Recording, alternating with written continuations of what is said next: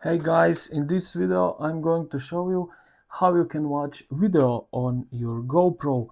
Now power on the GoPro, and what you're going to do now, simply just swipe up on the back of the screen and you will be redirected to the uh, basically media in your GoPro.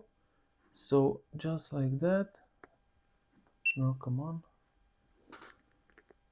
Just like that, and now just hit recording button right over here. You can also uh, fasten the playing time here, or you can delete it.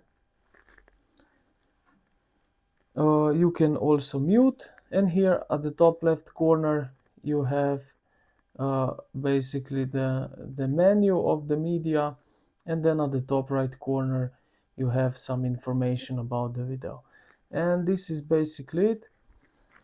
I hope this video helped you out. If it did, consider to like the video and subscribe to the channel. Thank you for watching, and I will see you in the next one.